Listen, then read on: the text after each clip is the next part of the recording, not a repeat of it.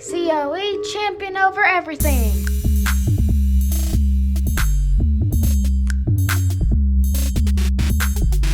Champion over everything.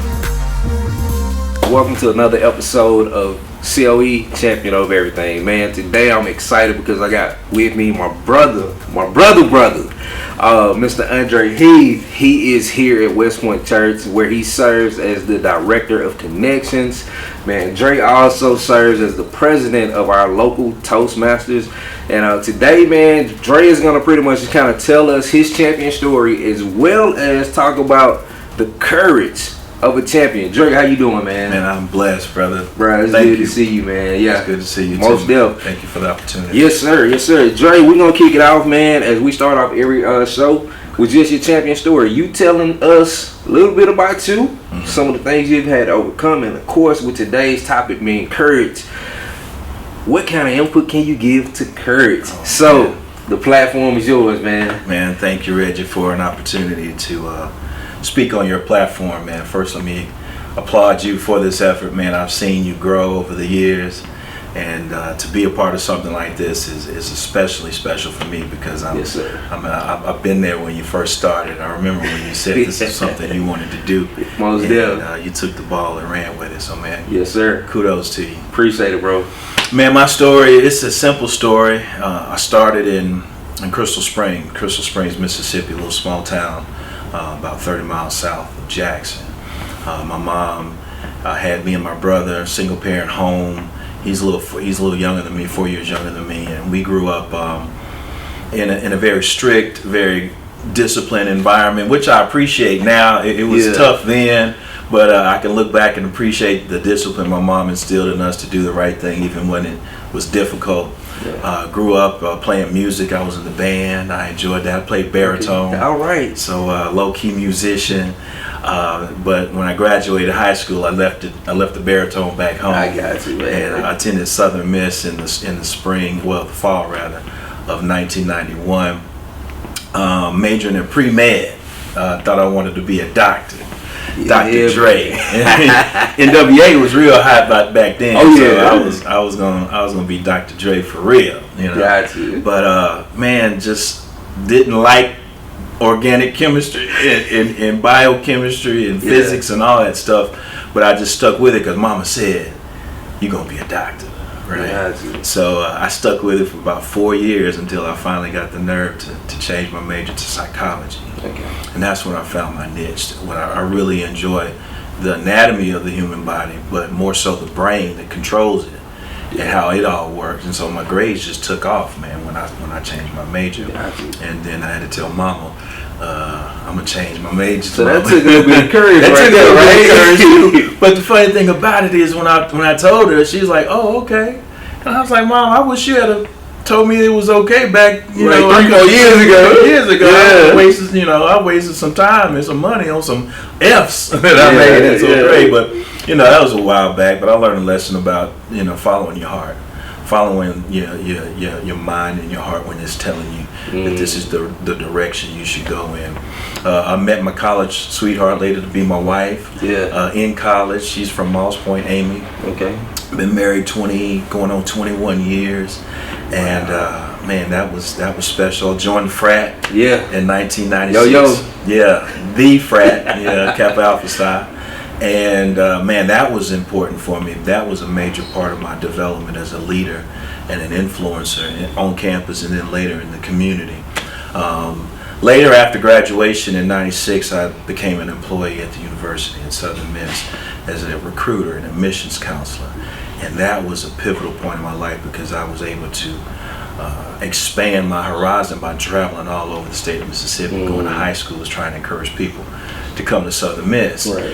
Develop my public speaking skills at Southern Miss as a recruiter, talking to different types of people about their interest in science and technology at the university. And whatever it took, man, I was able to coerce and convince, persuade young high school seniors to come to Southern Miss in the early 2000s, man. I made a big impact in the African American enrollment around that time. Man, had a son when I was young. In 1995, I had a son. In 2000, I had a daughter. and man, a young father, a young husband, a young professional at the University of Southern Mississippi. Man, I was really in a good environment to be groomed, to be an influencer and someone that could help other people achieve their goals. Definitely. So that was an important time. Man, I really got involved in the church around 2002 here at West Point. Pastor Kathy was my RA. Okay. When I was an undergrad. And joining his church, it wasn't that much of a transition because I was already familiar with him and his leadership, and became one of the first deacons at the West Point Church, one of the first 7 deacons at the West Point Church. That was a monumental occasion, and I was ordained as a deacon back in 2003. Man, at the university, I was able to help reinstate the undergraduate chapter, Kappa Iota. After being on hiatus for a little while, I brought it back, and man, that really helped a lot of men get groomed for leadership and influence in their areas too. And to this day, I'm still friends with a lot of those brothers from back in 2003, 2004, becoming the advisor for the chapter for quite some time. Man, I joined Toastmasters, became a good speaker. I went to an international level, competed. Okay. Like I said earlier, I am president of the local Toastmasters Club. We're trying to get it off to the ground. The pandemic has given us some challenges in meeting in person. It's not quite the same when you're doing Zoom calls. But Toastmasters played a major role in my life as far as public speaking, and the courage to get in front of a group of people that you're not familiar with. Public speaking is one of the most fearful events people can experience. People are very afraid of public speaking, and I can't say that I wasn't, or still not afraid. But courage is overcoming the fear and still choosing to act. Yeah. So public speaking became a major portion of who I was as an undergrad, as an employee at USM. Man, I worked at USM for almost 18 years. Wow. Almost 18 years, and had its ups and downs, had its fearful moments, because when I was changing my major, I got to a point where I was being pulled somewhere else, and didn't quite understand what to do, what decision to make. I made mistakes over the course of those 18, 20 years, and we all make mistakes. And man, I had to learn that, man, it's not what happens to you as much as how you handle what happens to you. Things are going to happen. Yeah. It's just how you handle it. Well, how do you respond to adversity? Things happen to everybody, but what are you going to do about it? And there was a moment, man. There were a couple of years while I was at USM that I went through some major depression. I had some issues, man, with alcohol. So much so that it started to interfere with my performance at the university. And unfortunately, in the fall of 2017, I lost that job. 18 years. I lost it. And it wasn't nobody else's fault. It was mine. Yeah. And I had to own that. And it took some time, man. It was some dark days that I had to wonder why me, why God. Yeah. But man, he wasn't surprised. No. It wasn't like, oh, that happened. Whoa. It was like, yeah, I knew it. Now you know. And I'm in the midst and the whole time. Yeah. And man, I was able to be mentored and sheltered and protected, insulated by Pastor Kathy and some other friends here at the church that got me in the right environments I needed to be in to get my mind right, and get my life together. And I'm grateful for those people. And he hired me, man. He hired me when I was at my lowest, when I was distraught, distressed. Pastor Kathy, Bernard Green, some other brothers, Tony Romanique, I use their names. They've given me permission to tell the story about how they helped me, man. They helped me get back on my feet. And 3-4 years later, man, I'm the healthiest I've ever been. That's awesome. Spiritually, emotionally, mentally, I'm in a very good place now. But it was because I had a support system that helped me when I couldn't help myself. God used those men to help me get back on my feet. Man, I had a daughter when I was 41 years old. I'm 48 now. Caroline. Yeah. Caroline Heath. Man, and that's a testimony in itself. the strength of my marriage, the strength of my wife, who will be celebrating a birthday this Saturday.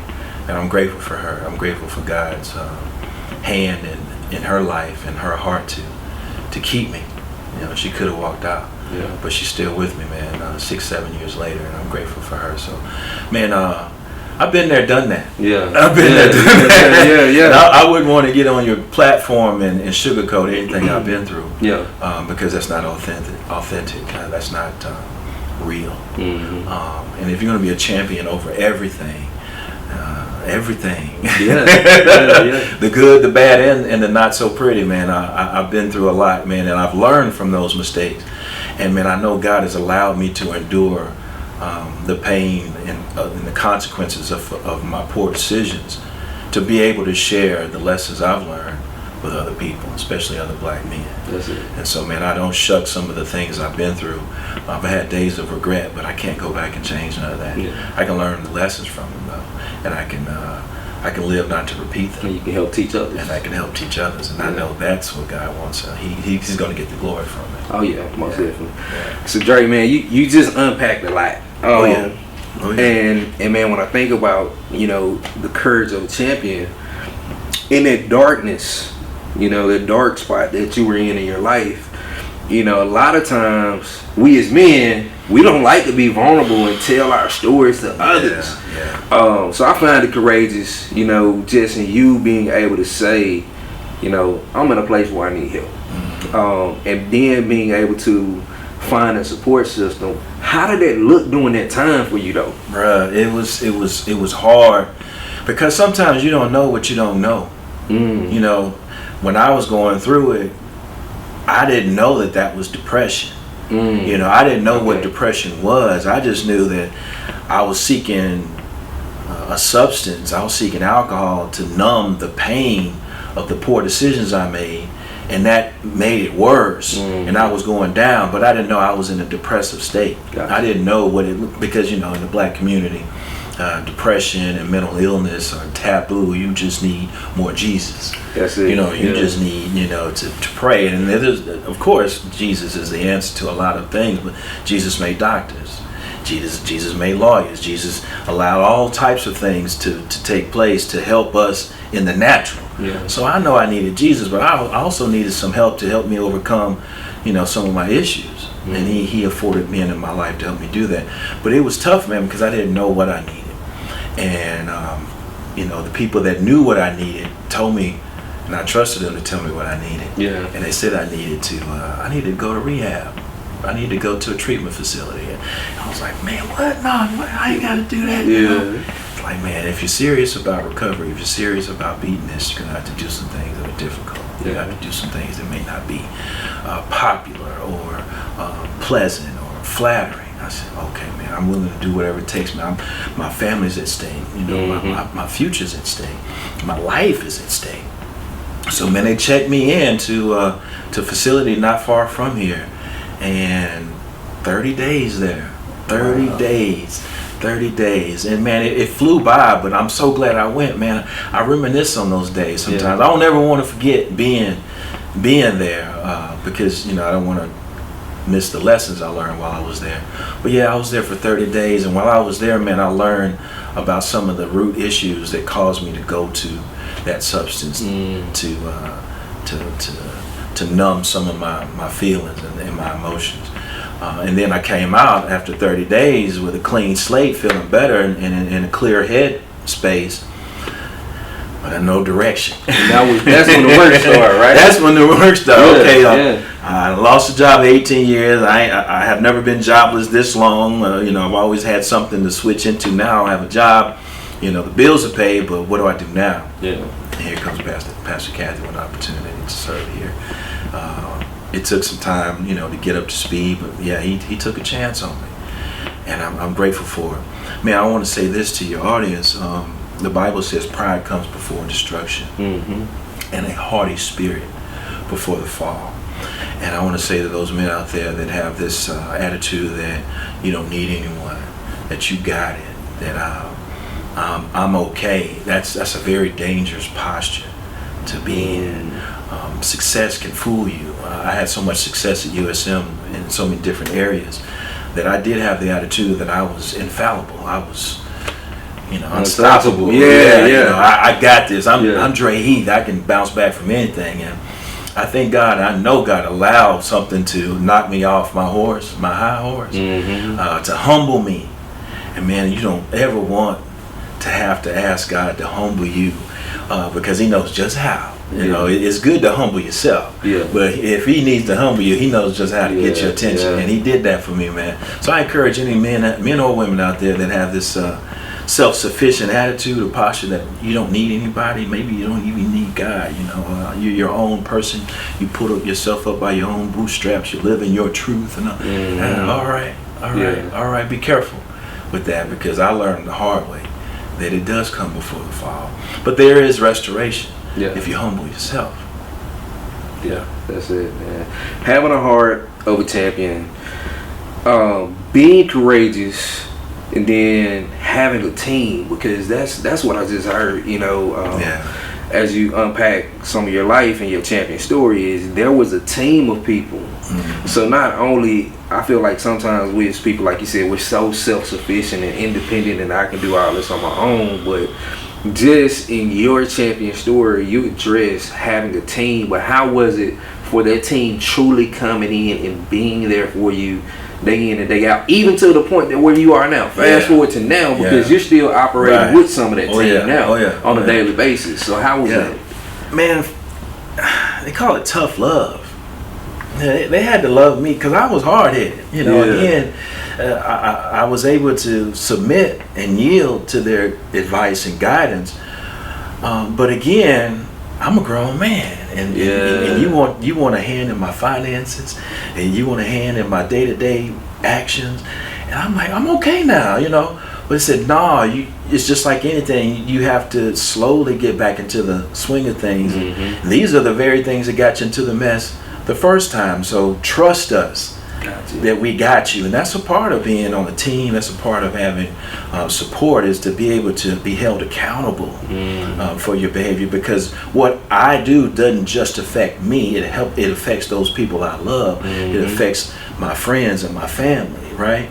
And so I had to learn to trust other people that I didn't live with for my guidance and direction on getting whole again, getting healed again. And that takes courage to trust. So speaking to that point, being able to trust, because you never know nowadays how much somebody else gonna go tell your dream story. So man, for those that are watching and listening, man, what can you share just based on that point? Because a lot of times, man, we'll tell something, and like we say, now it stay between me and you, but you kind of have an idea. I won't say but you kind of have an idea of who you can divulge certain information to, right? Man, I'm gonna tell you, bro, it's about the caliber and the capacity of your inner circle. Like you really gotta have some people in your corner that you trust. And those men I mentioned, they have a track record of trust with me. I didn't have any doubt that they were going to hold me down, right? And so that was helpful to have that type of friend in them, that they got me. Man, I've been in some positions where I make a phone call and say, hey man, come get me, and they're there, and vice versa. So I had that track record with them, and it's been 20 years of that. So it wasn't hard to say I submit to your leadership. But for those that are listening, you better have you one, because that day's coming. Hopefully that you'll have someone like that you can fall back on, and you want to be that type of person too for someone. But definitely it was a track record of loyalty and trustworthiness that was established that helped me do that. Man, and trust is so important. I remember having a conversation with you a while back when our brothers, he talked to you, then I said, man, I'm just calling just to reach out, just to make sure you all right, because we hadn't talked in a while, and you was like, man, he ain't tell you what was going on, like, nah, because your business is your business, so having that level of trust, it definitely goes a long way, man. And then, with that trust comes respect too. Absolutely. Right? So, if you had to pick somebody out the Bible, man, when we talk about champions and we talk about courage, who do you think emulates that character, that quality of just being courageous, man? I was reading lately about Daniel. Okay. And Daniel was an excellent man. He was someone that stood for what he believed in. So much so that when the king made an edict that no one can worship anything or anybody other than me, and Daniel said, "No, I can't do that." Yeah. And he said, and then so his friends told him, and the king said, "Well, I said what I said, so you got to go to the lion's den." And the courage to stand up for what he believed in, who he believed in, with the point of possibility of dying, still willing to die for his beliefs, and he was thrown to the lions. The man prayed 3 times a day. The lions didn't touch him, and his conviction for his beliefs changed the heart of the king. Yeah, that's courage. That is courage. Yeah, that's supernatural courage. Yeah, so you can't do that. And that's the kind of courage that I want. Is the courage that comes with when I get to my end. I'm like, God, I'm at the end. I'm not jumping. Yeah. And He said, I got you, and I'm able to jump anyway. Yeah. You see what I'm saying? Yeah. I think that's the courage it's going to take for people like me and you to really cause impact in this world. Yeah. Is that supernatural courage that we can't muster on our own. That's powerful, man.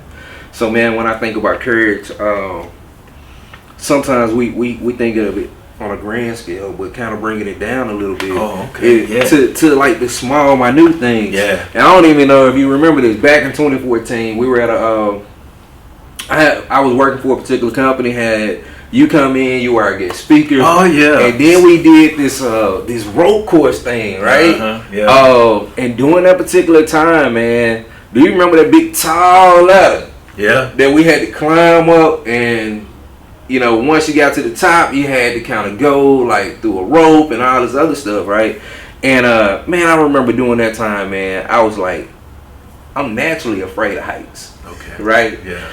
But I think sometimes in our minds, when we see other people who are doing it that are not made up like us or not built like us, that kind of changes your heart and your attitude a little bit, man. And I was able to overcome that fear that particular day. And mainly I had you in my ear today, like, all right, Reg, you got this, man. You got this. Mm-hmm. So that goes back to your point of having somebody strong that's in your corner, man. Right. Yeah. And man, I was like an enjoyable time because at the end of it, I was able to say, man, I overcame my fears. Yeah. And I pushed myself to a whole new level. So with all that being said, what does that look like for you, pushing yourself to a whole new level, and what do you think that level is for you right now? Man, I'm glad you asked that, because I'm in the middle of that right now. I'm in the middle of a challenge to push past complacency and comfort. That takes courage, because we want to be comfortable. We want to be safe. We don't want to be threatened and feel threatened. But success, and depending on what you call success for different people, and for success for me is maximizing my God-given potential. That takes us stretching. That takes us having to push past being comfortable and doing things that are fearful, doing things that we're not accustomed to, because there's a threat, or there's a risk of failure, there's a risk of hurting yourself, there's a risk of getting embarrassed, there's a risk of people's opinion, whatever. There's a risk involved in doing something that you're afraid of doing or reluctant to do, right? So where I am right now is like, Dre, I talk to myself sometimes, Dre, you need to push past your fear of what people think about you. Based on what you think they think. Based on what you think about yourself and the mistakes that you've made and people's opinion of those mistakes. Why don't you just lay low? Why don't you just chill out? You don't need to be in the forefront. Those are all lies, right? So the courage to not believe those lies, the courage to offset those lies with truth, God's truth, the courage to get up every day and push past my fears and push past my complacency and discipline myself to do the difficult stuff, like getting up and going to the gym off top. It takes courage, because I could easily say, well, ain't nobody watching, ain't nobody waiting on me at the gym. I can take the day off. But then I'll believe myself and my convictions a little less when I lie to myself. Yeah. You know, you can fool some of the people some of the time, but when you lie to yourself, that's a whole nother thing. That's a whole nother issue. Yeah. And so, man, the courage to get up every day and give every day my best effort. That's where I am right now. Like, Dre, no matter who's watching, who's not, you know that you're doing your best. Yeah. You know that you are giving it your all. And you, at the end of the day, can be proud of yourself because you gave it your best today. And you get another chance tomorrow.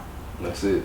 That's powerful. Hopefully, prayerfully, you get another chance to do it all over again tomorrow and be it just that much better than today. Yeah. Right? And that's the courage that I'm asking God to give me, is to face, my flaws, face my past, face all that with the expectation that greater is later. It's gonna get greater later. Yeah. Just take it one day at a time. One day at a time. Just do your best one day at a time, Yes, and that sir. takes courage.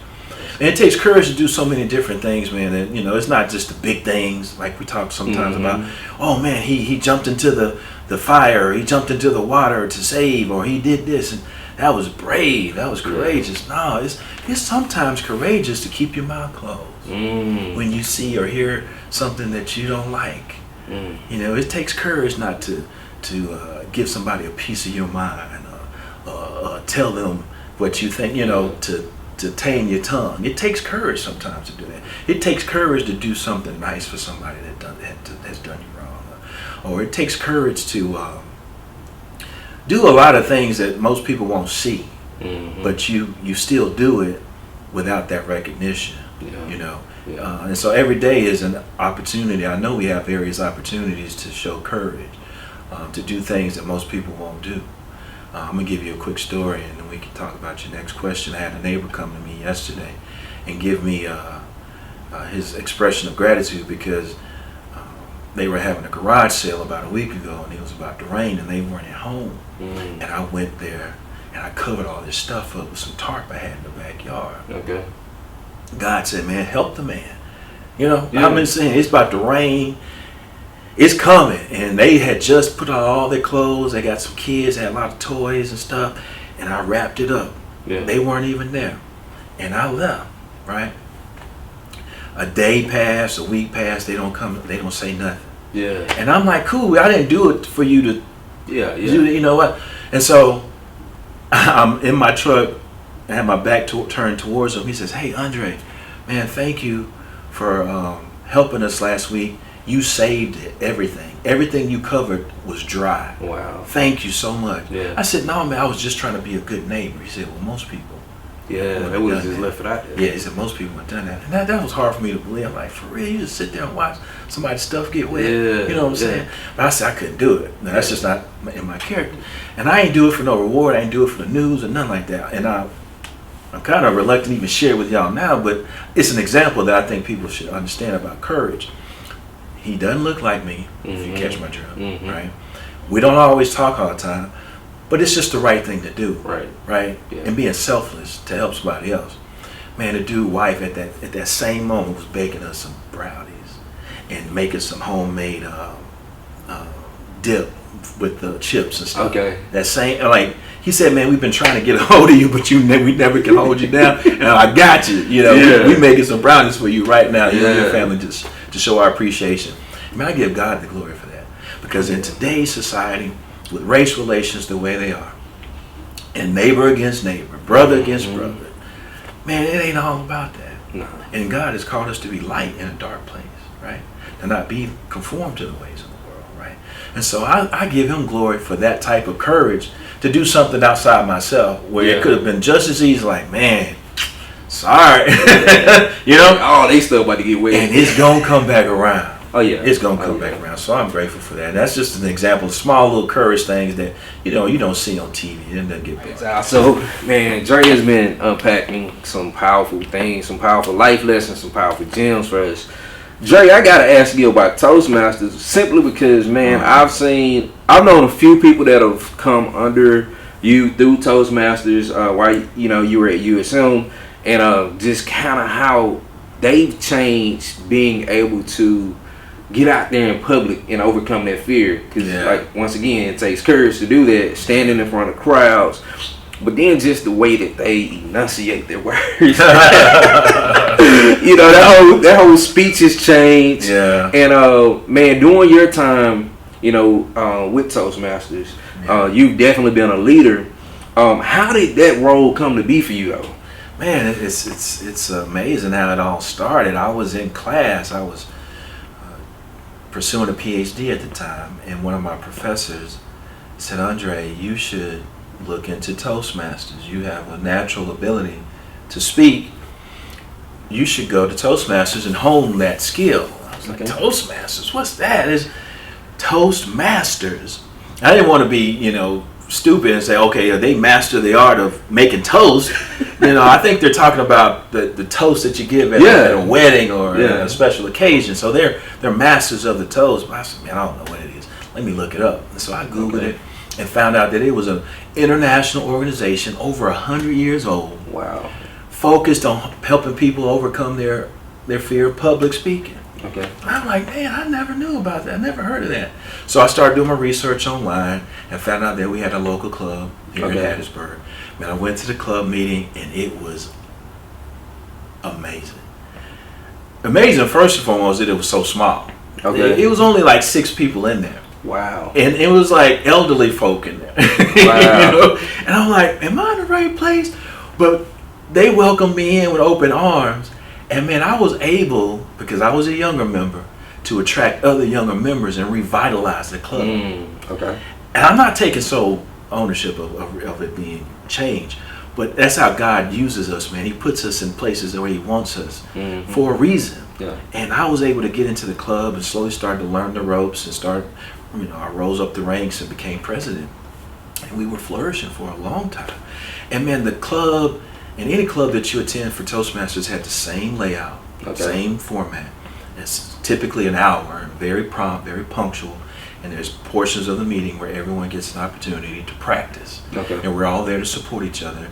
No condemnation, no criticism, good, positive feedback, you know, constructive criticism. But you're there to practice, and so when you're practicing on the field, when you get out to play, you're better. You're that much better because you're practicing. And we met once a week for an hour, and over the months and years, man, you just get better. You just get better. You get more confident. Yeah. And that's the key to overcoming the fear is confidence, and confidence comes from practice and practice and practice. Got you. So for those who don't know, Dre is also a motivational speaker, right? Man, I've heard this guy speak on a numerous amount of occasions. And how did you get into motivational speaking, man? Oh man, Zig Ziglar. You ever heard of him? Yeah. Zig Ziglar. Yeah. Zig Ziglar was a native of Mississippi, Yazoo City, Mississippi, and he was a motivational speaker and author, and someone I could relate to. He had a very strong story, and he encouraged me when I was trying to grow into my own, when I was in my early 20s and 30s. And his principles were just so strong, and I started to live those.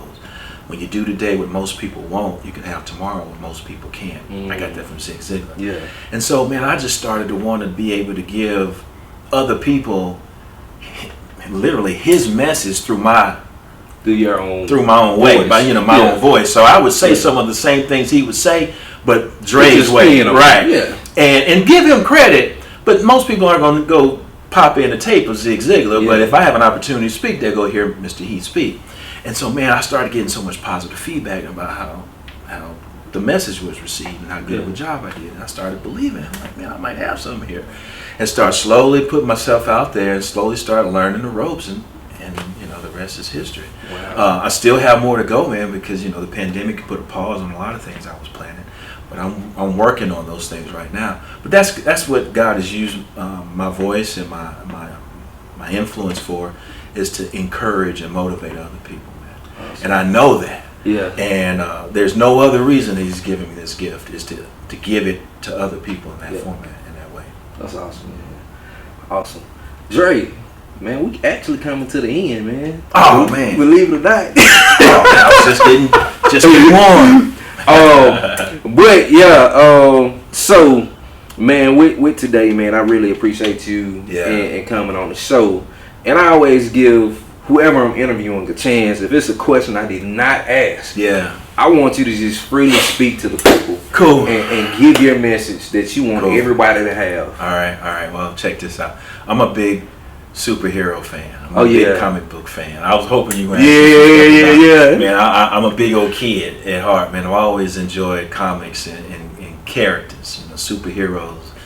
And there's this thing that I noticed in superheroes, and supervillains even, that they all have personal challenges that they have to overcome, even though they have supernatural abilities. They all have these gifts. Everyone has a different type of gift, but they have a challenge in overcoming something in their personal life in the execution of that gift. And one of the main people that I always often go back to is Spider-Man. Yeah. Spider-Man, a young teenage kid, growing into his own, gets these supernatural powers. But he has issues with girls. He has issues with his uncle and his aunt back at home. He had bully issues at high school, self-esteem issues, But he's Spider-Man. I mean, you're strong. You can lift a car. What you afraid of? You should be like... But it's him having to learn how to balance all of the things that he has to be healthy. And that's an ever-happening challenge. It's always going on, right? The Hulk he has to keep his temper in check, because if he don't, he's gonna tear up something.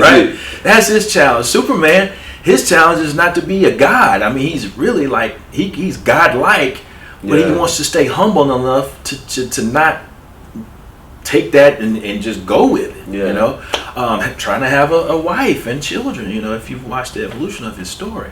So, man, I think for our audience, we all have our supernatural abilities. Everybody has their gifts and talents. But to actualize those gifts and talents, to really see those things be the best they can be, we have to manage some of the things that aren't so, admirable in ourselves. The character flaws, the challenges, the issues. And so, man, being a champion over everything, I think it begins with being a champion over yourself. So I can't lead you well until I learn to lead myself well. Yeah. Right. I can't lead this church well until I got my own house in order. Right. Yeah. That's not the Bible even speaks about that. So that's the challenge I'm in right now, is learning Dre's idiosyncrasies, his flaws, and his makeup. And then learning how to manage those to allow some of the strengths to shine a little bit more for the greater good. You see what I'm saying? Yeah. And then teaming up with other Avengers, other superheroes to do the same thing, because we're better together. Spider-Man, I don't care how strong he is, he can't beat everybody by himself. It's a team, right? So I know I have my gifts, I have my abilities. Pastor Kathy and the other team, the rest of the team, everybody has theirs, and we're going to use those gifts, but we also have to manage some other things. We also have to manage some things in our own life, our personal life, and it takes courage to do those things. It takes courage to acknowledge some of the things that we have that aren't so flattering, to recognize them, acknowledge them, and then work to manage them. You know what I mean? So those of us who have therapists, and counselors, and advisors, lean on them. We talked about stuff in the black community that's taboo, but mental health is real. It is. Mental wellness is important, and coincidentally, at 4 o'clock today, I'm going to see mine. Yeah. You know what I'm saying? Nothing's wrong, but it's a piece of the puzzle of me being healthy. Right. You see what I'm saying? It's like I go to the gym. That's a piece of overall health, right? Going to church is a piece of overall health. Yeah. And so, man, I encourage people not to neglect that piece. Yeah. I know there's a spiritual piece, but there's a mental piece that we have to acknowledge. And we've seen even more so in these days the repercussions of neglecting that piece. So what I'm saying basically is know yourself, know yourself, and know yourself well enough to manage the good and the bad for the greater good. Yeah. You See what I'm saying? That's powerful. And everybody knows what that is if you have the courage enough to acknowledge it. Yes, sir. And get the help and the support that we mentioned to be the best. Yeah. The best you can be. Yeah. The best version of you. The best version. Once again, thank you for tuning in to COE, Champion Over Everything. I hope you enjoyed this week's episode. COE, we holding it down. 1.